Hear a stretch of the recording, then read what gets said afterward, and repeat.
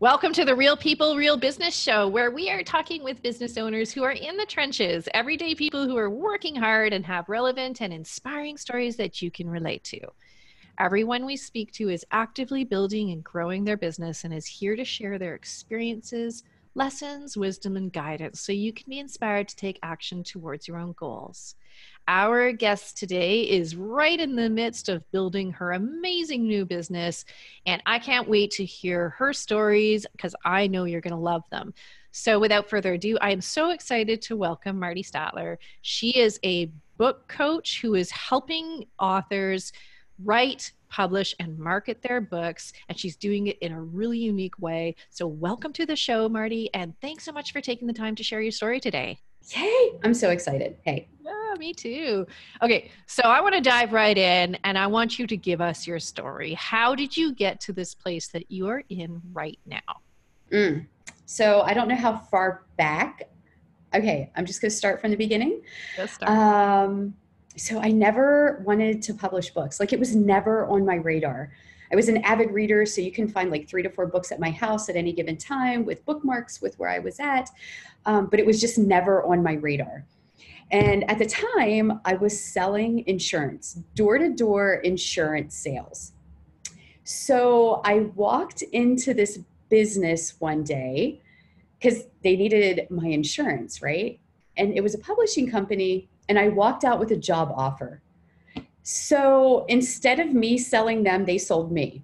And it was crazy because at the time, I'm like, okay, this like insurance thing isn't really working for me.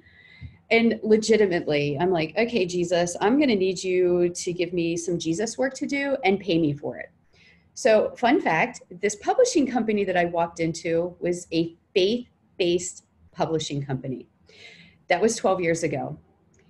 They fired me after 15 months. It was a year and a quarter because our book seasons were 3-month seasons. So they fired me at the end of a quarter, and I'm like, it totally came out of left field. And I'm like, okay, so why? I don't understand. And because they told me, they said, the company's moving in a different direction and we just don't really feel that you're a good fit. And I laughed at them and I'm like, okay, what's the real reason? So the real reason is because I'm not a very good time clock puncher. I don't punch time clock. I met and exceeded all of the goals that I had because it was a commission-based business. But I do really terrible with making sure I'm there by 9 a.m. and making sure I'm gone by 4:30 p.m. or whatever the hours were. I don't know. So I left and I decided that I was going to start my own publishing company with some friends. I'm like, between the 3 of us, like we know our stuff, right? Oh, and by the way, it was a really great experience because when I went in, I was hired in the acquisitions department. And I was the only person in the history of the company who was hired in directly off the street into acquisitions. But what that did for me is I was involved in every piece of the author's project. I read unsolicited manuscripts. I offered contracts. I determined royalties that we were paying out. I was involved in all the marketing meetings, book placement meetings, titling meetings. So I got this like really great overview of the entire process. So when I left there, not too long after that, some friends and I started a publishing company that was doomed to fail from the beginning. Not that I realized that that was the case until I was in over my head in debt. Ended up dissolving that company. I assumed the majority of the debt from the company because I was like the name in the face that the authors were talking with, and integrity is super important.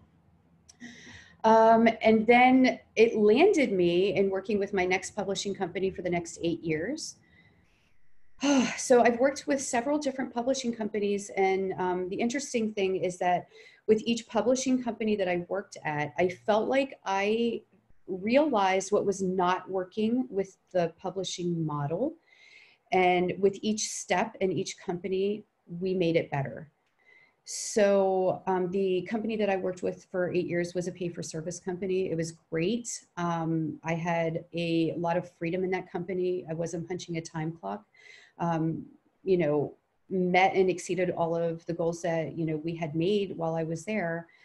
And it was a fee-for-service, but the thing that we did that wasn't really working was, you know, we had our own distribution platforms and we paid out royalties, which wasn't really working. So that has brought me to what I do now. And that is, I'm still fee for service. I still take your raw manuscript and I make it really flippin' fabulous. But I set you up on all of your own distribution platforms. So now you have control of your book. There's no middleman for your money. It's coming directly to your pocket. And you have to market to sell your book because, fun fact, books don't sell themselves. So when you're implementing, you know, your marketing plans, now you have the opportunity to pivot because you see how said marketing plan is really affecting book sales. So that's my story, how I started publishing and where I'm at. So you kind of glossed over a really important piece. Okay. And that was getting to your own business. Yes. And that happened in the last sort of 12 months. So I really want to hear a little bit more about that shift and that transition, because I think a lot of people can either be inspired or relate to it. Okay. So, and I'm still writing this story, so I'm super excited about it, but it's crazy, like divine intervention. So 2 years ago, I was at a conference in Chicago. When I was at this conference, and by the way, I didn't know anybody who was going to be at this conference, other than Britt Colo. I knew Britt Colo from like a girlfriend group that we were part of. And she had posted about it. I didn't know any of the speakers, had never heard of any of them, but I just felt like I needed to go there, but I didn't really want to spend the money to go there. So I have a friend of mine that I said, hey, if you go with me, I'll go. And if you don't, then I'm not going. And she never goes anywhere. So I don't know if I was trying to play it safe, but when I said to her, she's like, yeah, I'll go. And I'm like, you're going to go? Like, you never go anywhere, but okay, we went. And I was in this like space that I had just left the publishing company that I had worked at and I am now a co-owner of for 8 years. And I had just left and I did essential oils. So I'm like, okay, that's the quickest way I'm going to impact my income. I'm going to peddle oils. And that really wasn't working either. It just wasn't congruent to me. But I knew that there were 4 words that just kept popping into me. And those 4 words were content creation and product development. Like I had no idea what that meant, but I knew that I couldn't shake those 4 words. And then this conference came up and my friend said, yeah, I'll go. So we went to this conference and it wasn't until the end of the conference that it all made sense. So those 4 words finally made sense. What I do well is books. I can pull a book from anybody. I can make a fabulous book. By the time I'm done with a book, this book does not look DIY. This book absolutely looks like a traditionally published book. So, and I know that if I can help women business owners, women entrepreneurs, take this book out of them, get their business book out, because we all know that a book's like a really great business card, right? And if done properly and done well, that book can be repurposed and be the foundation and launching pad for so many things. Online courses, email challenges. I mean, multiple other books can come out of that. So it clicked for me. And I came back and I connected with a gentleman that I had been working with for 8 years. And we kind of had this conversation where we work really well together, and we do. Why don't we start something together? So my niche is publishing. That's what I do best. That's what I flow in. And I said yes, even though I feel like I probably should have said no from the get-go. And then I started your class. You had this the 6-month coaching, group coaching. I think it was the first one that you had done. So I started your class because I had kind of been watching you from the sidelines. And I was like, okay, I'm just going to go for it. And I did it. And I started with one company, and in this coaching class with you, in this group, I realized that I should have been doing this on my own the entire time. I should have listened to my gut. I should have trusted my gut. I didn't trust my gut, and I should have. And now that I have, I just feel like things have so broken open for me. And it's kind of one of those things where I'm settling in to who I was always meant to be anyway. And now I'm doing it for myself. And that's super exciting. What was it though? Like, I want to dig into that a little bit. Because if you can help other people identify those same triggers, that could help. I mean, your energy has changed so much since deciding to do this business on your own. So what was it that made you realize that you needed to actually do this on your own? What was that trigger? It was you, honestly. Well, we had a conversation one day, and I don't even remember the questions that you were asking me or the things that you were pointing out, but it was on one of our coaching calls. And you said, Marti, like, and you just affirmed what I already knew, but I didn't trust within myself. So I felt like you gave me permission, like someone, oh yeah, actually, I remember one of the things that you said to me, and I don't believe that you give lip service. I've never felt that about you. Like, you're genuine, you're transparent, and you don't give lip service. So you said to me, you can do this. I will help you. And I believed you. And I'm like, okay, yeah, I can totally do this. And then I spent a whole lot of time like flip-flopping back and forth between, well, what do I call it? What do I call myself? But that was the trigger. That was the thing. You said, you pointed out something that I already knew within myself, but didn't trust myself. And then you said, I can help you. I believe in you. I can help you. You can do this. And I'm like, okay. And that was all I needed. Just someone to say, Marti, I believe in you. I believe in what you're doing. I believe in what you're trying to build, and I can help you. So that was it. That's super sweet. And I'm flattered to hear that, for sure. I don't think I told you that. Well, I love hearing it. But what I really want to get to, though, is like, what did you know in yourself? I mean, I'm just a catalyst, right? Like, I'm just here to sort of pull out the things that I see. But what did you know in yourself? What was that thing what was the difference between doing this on your own and doing this with someone else?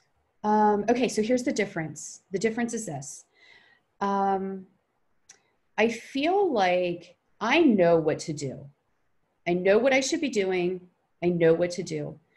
And I felt like it was really incongruent for me, or I was at this space that I felt like I no longer want to consult with somebody else before I make a decision. And it was really frustrating to know what I'm capable of and to not just run with it, to not just go do it. Yeah. That's what it was. I think a lot of people are in the same place. Yeah. And so there's this real element of trusting yourself. Yes. That is gonna enable you to go and do the things that you really, I think a lot of people have all of the knowledge in their guts already. They already know the work that they do. Yeah. And making that transition to building a business around it is just a matter of trusting themselves. Oh, listen, this is such great information, not just for building a business. Like, we already know the decisions that we should be making. We just have to trust that we're making the right decision. I mean, and it might be the right decision for that like little piece of time that we're in at that moment. And it might not be the right decision a week from now, but we have the opportunity to change it. Like, we can change our minds. It's okay. We're allowed to change our minds. So I have 3 daughters, and that's one of the things that when they come to me and ask me for advice, I mean, sometimes you really just have to break it down and be like, this is what I think should happen in the systems, because, you know, you have to pull a mom on them. But a lot of times I ask them, where are you at first? What's the decision? I don't want you to think about it. I just want you to tell me, what is your initial gut instinct? What is your gut telling you? And then sometimes it's difficult, you know, because our minds want to process everything, and we want to overthink, and we want, well, this could happen. Like, what's our pros and cons? But really, like, we already know our decision. We just got to trust our gut. And I tell my kids that. And I'm like, yeah, that's exactly what I think you should do. So I think it goes for everything, not just business, you know? Yeah, I know that's a harder thing to do in practice than to say, but I find that once you really start to trust your gut, you start moving in the right direction, right? I 100% agree. Okay. So tell me a little bit more about how you work with your clients, and who do you work with? Okay. So I work with women. I just have, and here's my like little side note of why I love women. I have three daughters. I have three sisters. I just think that we are in a season.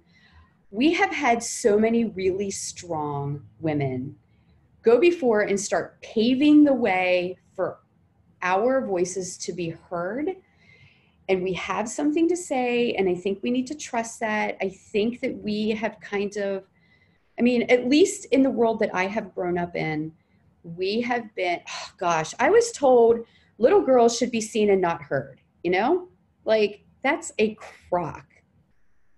So I love working with women and I love working with business owners. I've done several fiction books. They're not my favorite things to do. So what I'd much prefer to do is help women get their business books out of them. I mean, just for so many reasons. So when I work with them, I help them bring like that core book out, their business book. What is it that you have to teach? Like, how are we going to teach that? How are we going to communicate that? Get this really fabulous book done from the writing through the production. And then, you know, like I said, books don't freaking sell themselves. So we need to have a plan on how we're going to sell that book. So I'm very much hands-on so they can be hands-off, because I mean, all of the women that I know that own businesses, they're busy. They've got tons of things going on. So I take what I do best so they can do what they do best. And then we get this book done, and then we develop this marketing plan specifically for this book to help them sell said book, which does a lot of things. It, you know, helps them with their return on investment, increase like revenue streams, you know, breaking it down into other products. Like, the sky is the limit. And that's what excites me about it. Just taking the book and then what else can this book be? Like, dreaming bigger than the book. Right. And one of the things I know about authors is that they also need a business underneath that Yes. book, right? What are you Yes. actually going to sell? In fact, I just got off a call with a lady this morning who is an author, and she needs now to build that business underneath her book. So what I think is unique about your work is that you're taking them all the way through that process, right? I know that there are people who work on this stage of the process and this stage of the process and this stage of the process, but you seem to be wrapping your arms around all of the different pieces and sort of owning that process all the way through. Is that correct? Yeah, so that's correct. Because, and even now what I have found, because I'm involved in a lot of business groups online, if you've never published a book, like if you don't understand the process and you don't understand how to work with all of these people who do really well at book covers and do really well at pagination, and all of the pieces that come together to make a book, it can be really confusing. Like, there's so much information. I mean, it's the internet. So there's so much information out there, and you can figure it out yourself. But I've already got that piece figured out. Like, I know who it needs to go to first, second, third, fourth. And like, some of those pieces overlap. And like, I know the process. So I'm taking that learning curve off because I've already got it down. It just saves so much time and so much energy in trying to figure out the publishing process. And here's the other thing: unless you already know someone who designs like really great covers, or someone who does really well with writing content in your book, or just, you know, copywriting or line editing. So unless you know someone who does really well at all of these and specifically what your book needs, you know, I feel like you're just going to be doing a lot of fumbling around. Yeah. And piecemealing together all of the work to get to that sort of published book, right? Exactly. And like, what does a book mean to somebody? You know, what these days, because there are lots of different channels, what does having a book mean to a business owner? Okay, so a book establishes like instant credibility. Like, I could be talking to three financial advisors, and like, the reality of it is, if I'm talking to someone who has a book, I'm like, okay, they know their stuff and they know their stuff well enough to put it down into a book. So I personally am going to take more, stock is not the right word, but I take more stock in someone and I look at someone more seriously if they've taken what they know and they've done a book in it, you know? I mean, because that shows confidence. It shows that they're an expert in their field. You know, I think that's what it does for them. But here's the cool thing too. So what I love about working with books is, well, yes, someone had to decide one day that they're going to sit down and like put pen to paper or fingers to keyboard and actually start writing the book. the reality of it is that book that's coming out of them is not just like that moment in time. Like it is their entire journey of where they have come, where they've come from, you know, the hurdles that they've had to go through. And especially if they're a business owner, like I know that wasn't easy, right? So it is taking, and this sounds really cliche, but blood, sweat, and tears of your entire journey to come into this like book that you've now entrusted me with to make fabulous. And it's not really something that I take lightly. And I love working with new authors. And I love that when they get that first shipment of books on their doorstep and they call me and they say, oh my gosh, this is so surreal. Like that book may not have shown up at the exact moment, but I'm feeling that like, oh my gosh, this is actually happening. Like, this is so surreal. Like I'm feeling that with them. So doing their books is not something that I take like super lightly because I know that it has been a combination of years. And I think that there's something about the process of writing a book, of getting all of that, all of that sort of thought leadership out of someone's head is actually it's a bit of a psychological process too. Like I work with a lot of business owners who are actually at that stage where they're emerging into their thought leadership, and they have already built a practice, or they have built this body of work, and we are creating their machine around that body of work. But the process of going to write the book is actually psychologically part of their journey, where they need to do that in order to create this culmination of their body of work, to believe in themselves. And that helps me as a business coach help them go out and create the audience that they need, because they now have this thing behind them that feels like they have put a rubber stamp on their body of work, and that they've really synthesized it, and they really know what it is that they need to do next. So I think writing a book is becoming this part of a journey, and it fits when you have reached a certain stage in your business and in your work, and it kind of needs to happen. Yeah. So what are you doing a little bit differently? So there is actually, I don't remember what the statistic is. It was like 81 or 86% of people, like of all people, who feel like they have a book inside of them. And, you know, your podcast is geared towards business owners, you know, and I feel like the process of writing a book is not much different than starting a business. You know, I didn't trust myself. You know, I still question what I'm supposed to be putting on social media. A fun fact, I just did my first social media post today for my Rebel brand. And, you know, I go through all of these things now that I'm doing this for myself. And I'm finding that the same things that I'm having struggles with mentally with my mindset are the same things that authors have told me, you know, for the last 12 years that I've worked with them. So from the moment of signing a contract, I tell them like, hey, congratulations, you're an author. And that is something that does not sit right with them because they don't feel like they're an author. You know, well, the book's not out yet, so I shouldn't call myself an author. Well, no, because you actually wrote it. So you're an author, and we're working on that book being, you know, out publicly. And this doesn't really I feel like I'm an imposter. Like this book has already been written. There's 1,700 other books on this subject. Yes, there's 1,700 other books, but none from you. And, you know, we each bring our own unique like piece to the table in how we do business. So I'm finding that these same, you know, struggles and frustrations that my authors are dealing with is also the same thing that I'm dealing with. So it's just like a lot of personal shit that we need to get through, you know? Yep. Okay. So what are you doing to set yourself apart? What are you doing to be a little different? Like how are you taking that differentiation and working that into the way you design your programs or the way you show up in your market? Okay. So there's 3 very distinct pieces to publishing. You write the book, you publish the book, you sell the book. So what I have taken is I am helping authors I have helped authors at each step of that process the last 12 years. So what I've done is I am working to build like a really close one-on-one business where I'm working with you. I can help you at any stage of the process. You already wrote your book, great. I can help you set up your marketing plan, not a big deal. But if you want to go with me through the entire process, great. Let's start at the writing piece and let me help you get that book out of you.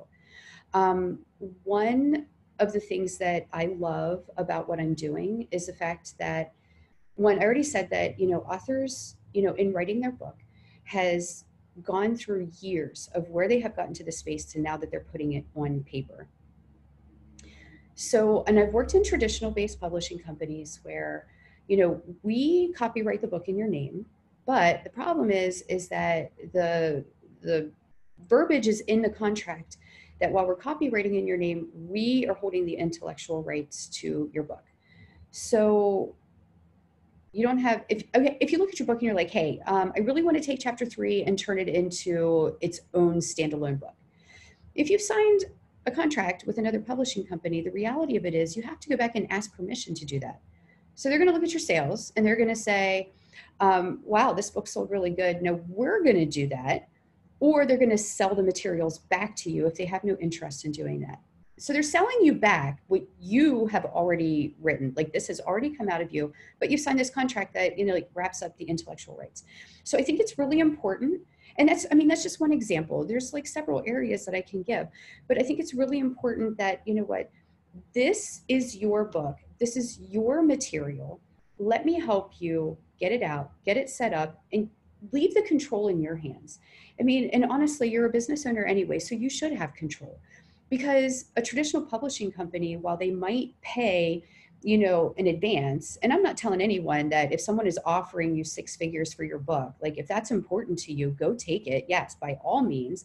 But if it's more important for you to keep your materials, to control how your book is being communicated and sold, the publishing company is only selling it to your audience anyway. So you're going to sell it to them or they're going to sell it to them. And at the end of the day, when it comes to a book sale, the difference is, a royalty check of 60 cents per book after your advance has been paid back, or is it, $12, $13, $14, $15 per book, just what's important to you. I think it's important to keep everything in your control. Yeah, I agree. And I think it's getting easier and easier for that to happen, right? Yeah, okay. I agree. So what's the big hope for your clients? Like you work with them, you get them through this process. Then what? What do you really want for them to be able to do? So my real excitement level is that after this book is done, it's so much more. So I am helping them build additional streams of income. I'm helping them, solidify their goals. That's one of the questions that I have with them. Hey, what are your goals for your business? Because that's important to know. I need to know where you're going, where you want to go, to make sure that the book that I'm helping you get done is in line with, that vision. And what's the goals for your book? So once we find that out, like I help them structure that in such a way that we're reaching their goals. Like I've always felt like I've been a support person. Like you need something done, great. I'll do it. Like I've always kind of been the go-to person. Like Marti will take care of that. Marti will do that. And I can. Like I feel like a jack of all trades, a jack of a lot of things that I am quite capable of doing. And I can help my people, my authors, do the same thing. Like, okay, so this is your goals. This is where you're going. Have you considered this? Like we can take this book and here's the other things that we can do to help you reach those goals quicker. And how can I help you do that? And like, that's what I think is super exciting to me. Cool. And as a result of getting this book published, reaching these goals, what are they now able to do? Gosh, build a bigger business. What is it that they want to do? What's success look like to you? Like, what's your monetary goals look like to you? It's all of that. And what holds them back from getting these books done? If they don't have that kind of help, what's keeping them stalled? Well, sometimes it's not a real super priority to them because that's reality where someone says, I want to write a book. Like, are you ready now? Because if you're not, that's okay. But if you're ready now, let's go. the other piece of that is, just stumbling over themselves. Like, I know if I don't know how to do something, I procrastinate, I get overwhelmed. So like, I know how to do that. If you are ready, I know how to do that. So let's work together. Okay. So they're kind of they're keeping them, is it that they don't have direction? They're, they've got their stories, they're keeping themselves stuck because they don't know how to proceed. I think the synthesis of the story and the synthesis of the book is so important to getting people going. Yeah. And that's something that you work with them on, right? Yes. Yeah. I mean, I've had a lot of people, it's like, okay, I want to write a book, but I don't know how. Okay, no problem. We got that. You got that, right? You've been in this industry for so long. Like, what's changed? How has it changed? Oh my gosh. Okay. So it has changed because of the internet. Actually, Amazon has changed the game. Used to be when, I started publishing, like, yes, we had Amazon 12 years ago. You could buy books on Amazon 12 years ago. But there was still, and even today, I think there's this whole perception of, signing a publishing contract with someone who is going to give you an advance, or they're going to handle some marketing, or they're going to give you bookstore placement. I'm like, people, why would you even want bookstore placement? First off, bookstores are getting smaller and they're going away. They're shutting down. When I buy books, the first place that I'm going, if I do not know that author directly, the first place I'm going is to Amazon. I can order it and it's shipped and it's to my house in 2 days. I don't go to bookstores. I do love bookstores. So if I'm in a city where there's like a really fabulous bookstore, I'll go and smell the books and touch them and feel them. But the reality of it is people buy off Amazon. It's really interesting that also some people have this like preconceived notion that books are supposed to be a certain size. Again, Amazon has totally changed that game as well. The reality of it is that when you look at a bookstore, you've got prime real estate on a bookstore shelf. So there's over 600,000 books being published every single year. So not only are you competing with every other book that's being published this year, you're competing with every other book that has ever been published for that like real estate property in a bookstore shelf. So if that book is not wildly flying off the shelves, maximum 3 months, that bookstore picks them all up, ships them back to their warehouse, ships them back to the publishing company. And, all those times that it's being shipped, all those overhead costs are being passed on to the author anyway. So now the publisher has like, these books that have all been returned, what are they going to do with them? So if you've ever been to a grocery store or an Ollie's or like some discount store and you see those big bins of books with like bestseller, like written on the front, these are the books that didn't get sold. So they bought them for pennies on the dollar. So now that's how they've ended up, in these like bargain discount outlets. So now we've got this much more virtual way of consuming literature. Yes. And so that has implications to the way that literature is marketed and yes. how it reaches the end audience. Yes. So what are we doing differently now? You're connecting with your audience. That's what we're doing. I mean, and that's what we do anyway, right? Just connecting with your audience, communicating that you have this book for sale. And Amazon actually has done a really great job because Amazon is like its own search engine. So previously, when we would upload books to Amazon, we would have so many keywords that we're able to use to help people find books. Like, I want to learn how to write a book. I don't know, whatever. So you type into Amazon and it'll give you some suggestions. Now we can use like whole keyword phrases in Amazon. So when I'm setting up books on Amazon, like I have whole keyword phrases versus just one keyword that I'm using. And, and when you do that, you think of it in terms as a Google search engine. Like, so if I wanted to find out how to publish a book on Google, like I wouldn't just put publishing, I would like how to publish a book. So Amazon's done a really good job of taking like single keywords and making them phrases, much like that Google search engine to help find your books. And all of the social media technology, everything that is giving us access to our audiences now, this enables us to move a lot more quickly. And when we were publishing books, physical books, yeah, that That's a whole different ballgame, right? It is a whole different ballgame. Yeah. So when the first publishing company that I had worked at, so when we only published so many books in a year, which broke down to season, which broke down to month. And I think we did 10 new releases every single month. So when we would do that and we would find a manuscript that we thought was marketable to our audience and, we thought we could do well. And oh, by the way, one of the deciding factors in taking on a new author was, hey, what have you done in the last 3 years? What does your audience look like? Where have you spoken? How many people showed up at that event? The next 3 years, what do you have booked out? Historically, how many people show up at that event? Because there's really an algorithm in trying to determine how many books you yourself is going to be able to, how many books are you going to be able to communicate to your audience that's actually going to equate to sales, to determine if we wanted to take a chance on that. So after we figured out hey, what is your platform? How busy are you? How committed are you to communicating about your book? Then we, there's just so much that goes into it. Oh my gosh, I totally lost what we were saying. I totally got wrapped up in audience and I'm like, geez, Steph, where am I at? That's okay. There's a lot to talk about. And I think what's so interesting to me is how quickly you've moved on growing this little independent business that you have created.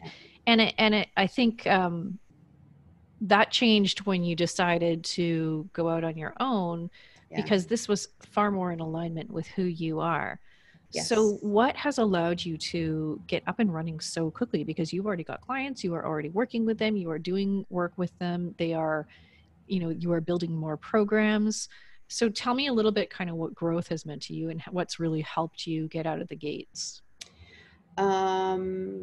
So it helps that I know people. It helps that I've been connected in female-driven entrepreneur communities on Facebook anyway. So what I don't know, I can ask, and I have enough trusted people that can tell me what they would do or guide me in the right direction. That's been super helpful. I think the hardest part for me was putting myself out on Front Street. I told you just right before the call that I just had my branding photo shoot for my website yesterday. So my photographer and my design company that I'm working with has been doing behind the scenes, sneak peeks from my photo shoot yesterday. And that was really uncomfortable for me because I'm not used to being out on Front Street like that. But I know that that's something that I need to get over myself. So it's just not comfortable. So I'm stretching outside of my comfort zone. But the reality of it is that, now I've started talking about what I'm doing. So if I'm seeing someone on Facebook asking questions, I am taking more of a role in answering questions. How can I help you? I'm happy to hop on a call and just have a discussion. And when I have these ideas, I've also found that if I don't overthink it, and if I just do it, that wow, results happen. And I think the very first week, within the first week that I had this, this is what I'm going to do. I'm going to do it. Someone posted something on Facebook, tagged me in it, and I hopped on a call with this lady who became my first client for my Rebel brand. And I'm like, oh my gosh, this all happened within a week. So the fact that I had the idea, I didn't overthink it, I just did it. I'm starting to put myself out there. I'm trying to be more comfortable with getting uncomfortable. And then people are responding. And I'm just it feels great. I'm settling in to what I'm supposed to be doing. It feels good. It's very affirming. And I think that changed when you got really clear on what you're doing, right? Absolutely. Absolutely. So using your networks, taking action, being okay with being uncomfortable, and just showing up as exactly who you are. Yes. Those are all the things that have led you to growth. Yes. Okay. And I think this thing is really important too. And I'm throwing this out there, is knowing what I want, ultimately, who I am, and not settling for things that probably aren't really a good fit for me because I need money. right? That it's that determination versus desperation, right? Yes. Yes. And it's something that I think shows up all over the place with all sorts of people when we come from that really desperate mindset or that scarcity mindset, or that when our intentions are not aligned with what we actually want, we start to make the wrong choices and we go down the wrong Mm. paths, right? Yeah, exactly.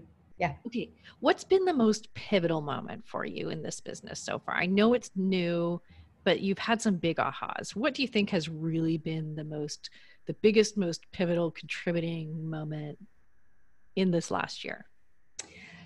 Other than just making decision that I should have trusted my gut to begin with, I feel like if I had to define it in one, that would be it. I mean, but there were so many pieces along the way that it just fits. The fact that the people that I have chosen to work with, not only listen to what I'm saying and what I'm trying to build, they buy into what I'm building and they get excited with me. And it's evident. It is evident in the people that I'm working with. And I'm like, I sit back and, I'm not new to trying to build business. Um, this is the very first time that it feels real, that it feels legit, that it feels like I am legitimately surrounded by people who I would consider to be strong, independent people who, like totally, like they're my team, like they're legitimately a team. I have a team. I have a team that people are like, yes, let's do it. Yes, you can do that. Have you considered this? Like they bought into it and they're supportive. Awesome. Sorry, that was really long, but I got No, excited. that's all good. I mean, your excitement is contagious, right? And it's such a difference from where you were before, and that to me, that's a big indication that you're on the right track, Yeah. right? You've fallen into the place that you need to be. Yes, So, totally. so this is a question I ask everyone. Yes. Um, what do you think the biggest gap is out there between what's real and kind of what we hear in the online business world? Okay, listen. Here's how I'm going to answer that. Because I just went to the Poconos this weekend, right? With my daughters and my grandbabies and my mother. And it was going to be this really fabulous weekend. And knowing that I am ready to start communicating who I am and what my brand is on my social media outlets, I'm like, okay, this is going to be fabulous. We're going to go out there. We're going to get great pictures. This is what we're going to do. I just had this expectation in my head of what this looks like. I mean, because we all see people on social media that they've got it together. Every single picture is fabulous. I mean, they're saying the right things. And gosh, they don't talk about the hard times. They don't talk about every time they've had to pivot and make a new decision or change their mind because something wasn't working. And I left this weekend and I didn't even take but like 5 pictures, and all 5 of them were in my Airbnb. It did not go the way I expected. And I'm like, I don't even know how these online people are taking all of these pictures and like documenting their life. I mean, because it's relationship. So you want to be real. And I'm just like, I just posted online. I'm like, listen, this is what I wanted. This is what I expected was going to happen this weekend. And here's the reality of where I was. The kids cried almost the entire time. They had so much energy. We forgot breakfast food. Like, so all of these things that I had planned and all of these expectations didn't really happen. So when I'm dealing with stuff, when I'm frustrated, when I'm uncomfortable, technology can be really frustrating to me if I'm learning something new. It's like I look at all of these people that are doing it and I'm like, well, surely they don't have this problem. I'm the only one. I'm the only one who has these problems. It's And the totally true. reality is, Only one. yeah, I know, right? So that's it. That's the gap. The gap is that we're all real people, right? We're all real Everyone's people. got their stuff, right? Yes, we've all got our stuff. Yes. Yeah. Some comparison's a bitch. Oh, And I have to be really cognizant that they've had their own struggles, their own obstacles. They've had to pivot, they've had to change their minds, and they've had to figure it out, just like I am. So, and there's a really good chance that they prioritize things differently, and that's completely okay, yeah, right? absolutely. Totally. What do you wish you knew before you got started? What would you love everybody listening to know that would help them build their businesses? Okay, can I answer this? Can I answer this twice? I have two answers to this. You can totally answer this twice. Thank you. So the first one, as I am attempting to build my own social media calendar, because I can help anybody else build theirs. Why am I having such a hard time building mine? And then I'm like, okay, this is easy, Marty. I just need to think about the questions that I've heard for the last 12 years. Because there's a handful of questions that I get almost every single person that I talk to. And then what are all these other questions that I've heard? Because I should use those for like content. Like I should use those for blog posts. I should use those for my content calendar, for my social media. So I should be utilizing those. And of course I sit down and I try to think and I can't think of a thing. And I'm like, I wish I'd have paid more attention in the fact that I should have written them down as I get these questions, because I can repurpose them into content for like the online space, right? So that's one. The other thing, listen, I know I feel like I'm beating a dead horse, but this is so, I wish I would have learned to trust myself sooner. God, should have trusted myself sooner. Yeah, and that's a hard one, right? It's a hard one to just say, right? It doesn't, you don't just convince yourself, you don't just one day wake up and say, okay, I'm going to trust myself today. Yeah, no. What has to happen before you do?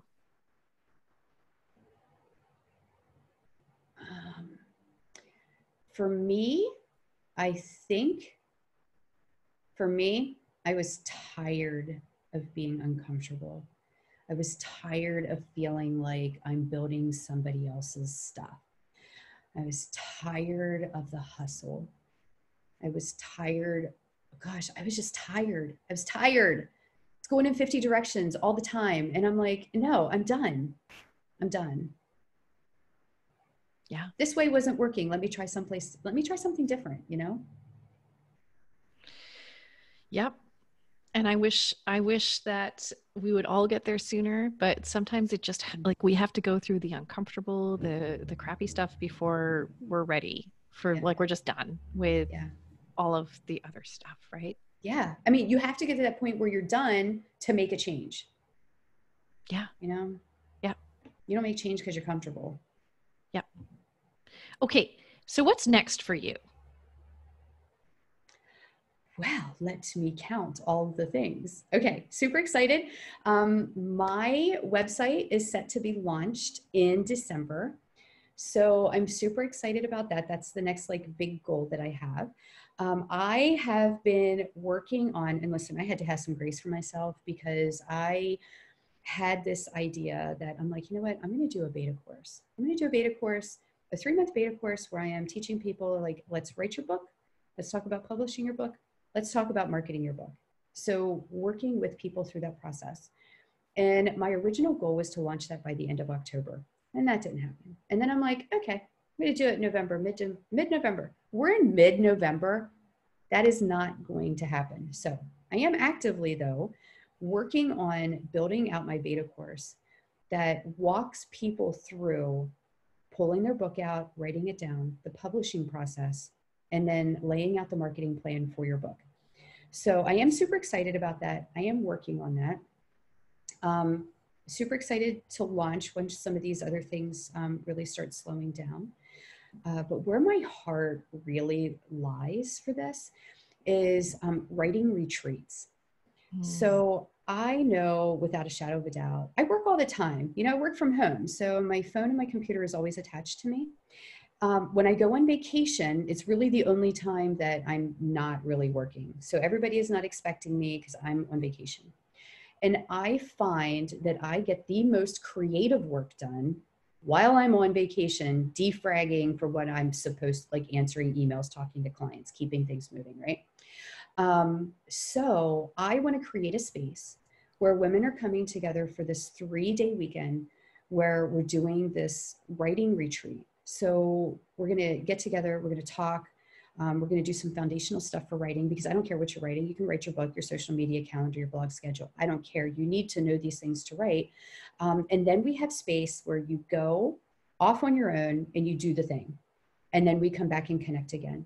So I'm building out these really fabulous writing retreats in like really fabulous places. So beach, mountains, like I'm a beach gal, like put me on a beach and I'm fine, leave me alone. And I just want to create a space where everything is taken care of. You don't have to worry about anything. Just come, defrag, be creative, and let's get stuff done. Awesome. I was just at one of those a couple of weeks ago, and I can tell you that it's the space that you need in order to make progress on your writing and to keep that progress moving, right?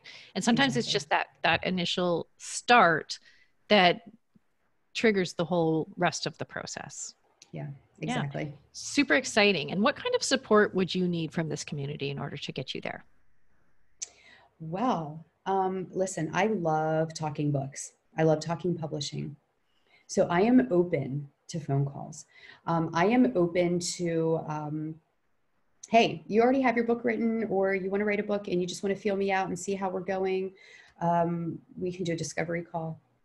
If you really need some feet to the fire and you need more of a plan, let's have a conversation on that. And that's a clarity call, actually. So, and super excited. So I just set up to do clarity calls for your people. An hour clarity call. We'll talk about whatever you want to talk about. I'll listen. I'll answer all your questions. I hope you get a plan together for $100 off. And I've got the coupon code set up for your people, which is real people. And I can give you a link that you can post on your stuff if anybody wants to do a clarity call and check it out, or just a discovery call to see if they even like me enough to work with me. That's fine too. That's amazing. Thank you so much. Because I know that there are a lot of people in this community who are thinking about, myself included, that are thinking about writing a book. And just having that clarity might help push them over the edge and really start recognizing that dream. So that's awesome. We'll put all of the links in the show notes for sure. But I can't wait to see what you do in the next 12 months. Thanks. So we're getting at the end of our time here, but thank you so much for taking the time to chat with me today. I've loved your journey. I've loved watching you on your journey. Can you tell the listeners how they can find you? Yes, actually. So the a splash page actually should be up here within the next day or two. And splash page is going to be at rebelqueen.co, which is going to be replaced by the full website when that is launched mid-December, December 13th. In the meantime, they can find me on social media. My handles are Rebel Queen Books. I'm so excited. Awesome. And I think this is a great example of how you don't have to have everything up and running in order to start your business, right? You can sell things before you have anything. That's right. Awesome. Okay, amazing. Marti, I am so excited to watch your progress. Go and take advantage of Marti's free discovery call. It's an amazing offer and she knows her stuff. And we're going to wrap up this episode, but I could talk to you forever, but I'm sure that we will. But let's continue the conversation in the group. And make sure to go check out Marti at rebelqueen.co. We'll put all the links in the show notes. And thank you so much for tuning in today to hear this story. The episodes you're listening to are all featuring members of my free private Facebook group called the Real Deal Business Coaching Group, where we have daily prompts to keep you focused on building your business and sharing your everyday challenges, bi-weekly virtual coffee chats, open coaching, and member support from this incredible community. And we are doing monthly pop-up coaching calls where you can grab a hot seat and get some of your questions answered. And if you'd like to join our community or you'd like to be featured on this show, I would love for you to come and hang out with us in the group. Links in the show notes, or search us up at Real Deal Business Coaching in Facebook to find us. And finally, I would love for you to join us for our next episode, where we're going to be speaking to Marissa Raymond, who's a mindfulness coach and yoga teacher for stressed out families. And she's doing some really unique stuff with the kids and with the parents that she's working with. So tune in next week and you can hear Marissa's episode as well. So thank you so much for being here. And if you've enjoyed today's content, I'd love for you to give us a review on whatever platform you're on.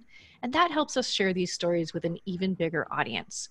So until next time, keep building, keep dreaming, and keep being real.